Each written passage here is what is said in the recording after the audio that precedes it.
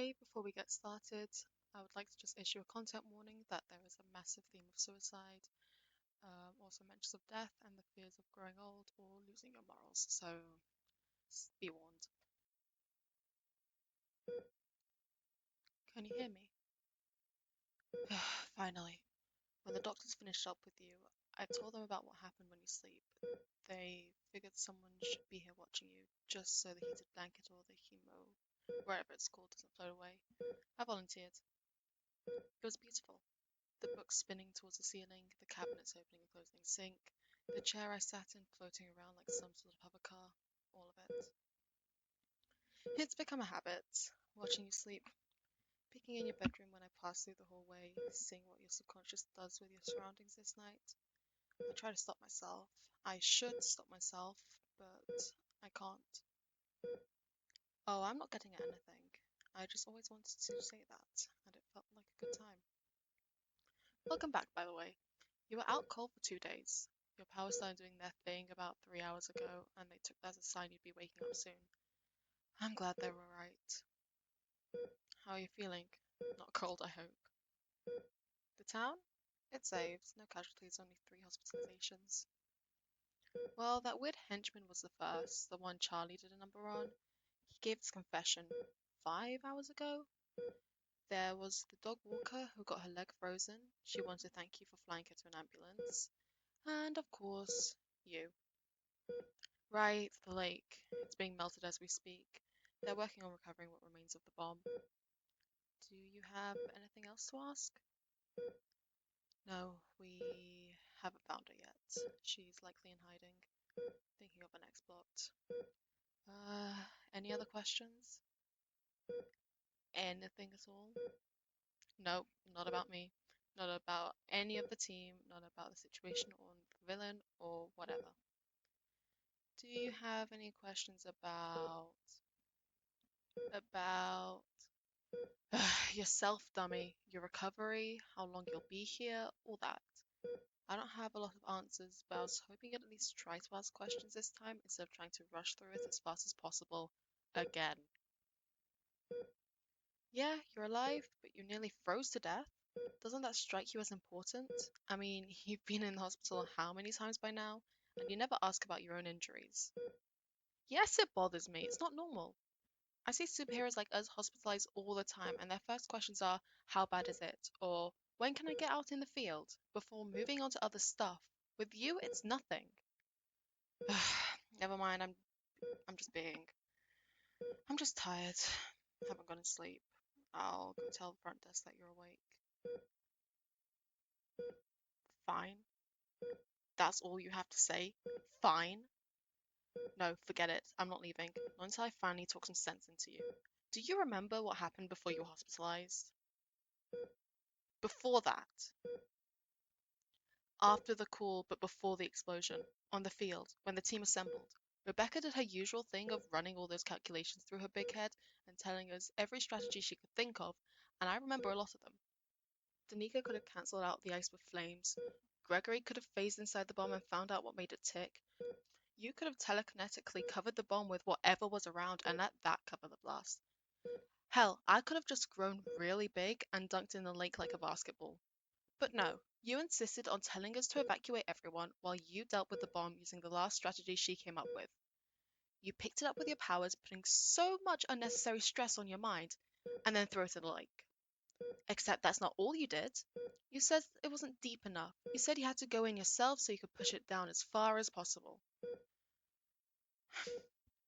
You did save everyone, except for yourself. You were so close to. While I was waiting for any kind of news about you, I kept thinking back, and then I realized this wasn't the first time this has happened. I mean, Dr. Deathly's artificial volcano? You stood 100 feet closer to it than Rebecca demanded. The Monster of Montreal? She suggested you provide covering fire while I fought the thing head on. Instead, you went all up in its gigantic face and almost got eaten. I could go on and on and on. It seems every single time there's a massive threat to a city, you always get closer than you need to. You always get reckless, but never in a way that puts other people in danger. Just you. Only you. Explain yourself. No, saying that's what heroes do isn't cutting it, because I'm a hero too, and so is everyone else on the team. We don't do any of this. That doesn't add up either. If it were really all about saving as many people as possible, you'd use your telekinesis for evacuation and leave us to deal with the big threat. Unless you don't have faith in us. Is that it? Do you think you're just better at handling the big threats than your weak teammates? I figured you didn't. You've told me yourself that you think I'm stronger than you. You've praised the team, you've helped us out. If you didn't believe in us, I feel like we'd know. But that just leaves me with more questions. What is it? What makes you put yourself on the line when you don't need to? You're not stupid. I know what you're doing. If you won't explain, then I will. Another reason I know you have faith in us is that you're very easy to read. That's why I know you hate elder heroes. I see it on your face. You hate it when they talk about how good the 60s were for crime fighting and how we youths don't get it. You look down when they gaze at photos of their young, buff years and then slowly walk away sad. You hate when they say something dated, which, hey, can't blame you for that one. Still, it's weird because you're fine with saving old civilians. You've never ranted about them. Just the retired superheroes we see giving lectures at work. Why? Nothing, huh? Well, I think I might know what you're thinking. I overheard you say it while you were talking to Gregory over lunch. He talked about how his idol got into a gross scandal, and you said something like, all the good heroes die young. I don't want to believe it. You said you knew nothing about the villain we were fighting, Glaciera. She was just another evildoer to you, but I visited your room while you were comatose. I saw a bunch of articles scattered on your bed on her story. Articles about how she was a beloved hero who could do no wrong, before she snapped one day and nearly killed a lower tier bank robber for no reason. Now she's been fighting heroes and recruiting villains to take out people she thinks wronged her, like that entire city block. I found more articles on heroes who went bad in one way or another, either through typical celebrity scandals or actual full-blown villainy. You're obsessed with these stories, but you'd never admit that. The last thing I saw in your room finally put all those pieces together and confirmed exactly what I suspected for so long. A post of Agent Walker, someone you've called your idol, someone who died long ago by pushing a bomb underwater to save a city. And right next to it, a photo of the city's statue to remember their dead savior. You're afraid of growing old and living with the next generation. And you're afraid of those future young people are going to look at you the same way you look at the boomers. And even before that, you're afraid you're going to lose yourself somehow, that all those strong morals will disappear one way or another. You want to die a young hero, so you won't be remembered as anything else. Tell me I'm wrong.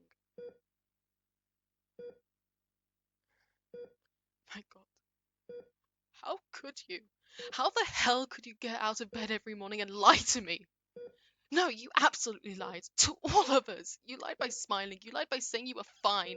You lied by saying we could trust you to lead the mission. You lied by saying we'd always be friends and then planning on doing whatever this was? What do you have to say for yourself? No, you're not the only person inconvenienced by your death. Do you have any idea how much you mean to me? You look confused. That's my fault. I never told you, did I? I was too strong for that. Too tough. Saying all this is going to cost me my ego, but I am grateful for what you've done for me. You've saved my life so many times, during so many missions. You saved my life before we even joined the team, when my only pastime was kicking the crap out of punks in alleyways, all because I was mad at the world. Who was there when I was bleeding out from a fight with another super being, ready to die? Who wrapped bandages on me and flew me somewhere better? Who showed me that I could use my power to actually help people and make a difference instead of pitying myself? You did. You've been nothing but helpful, and you've been nothing but kind. You've been a hero and a better hero than I'll ever be. Someone who's inspiring instead of scary. Someone who focuses on saving lives instead of beating up the bad guy. Someone I wish I could be if my power wasn't just for punching big things really hard. The only person I ever got to truly rescue is you. When I stopped you from hitting the ground, or when I fished you out from that ice cold lake, I finally got to save a person. And if you think I'm gonna sit back and let that person get themselves killed, or for some statue that they won't even see, when you're a better liar than I thought because you're lying to yourself more than anyone else.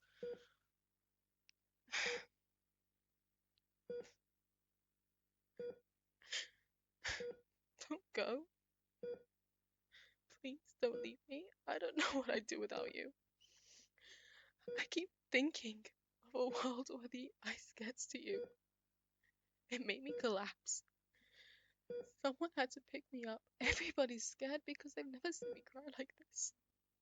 I don't want to let you go. I don't want to. I don't.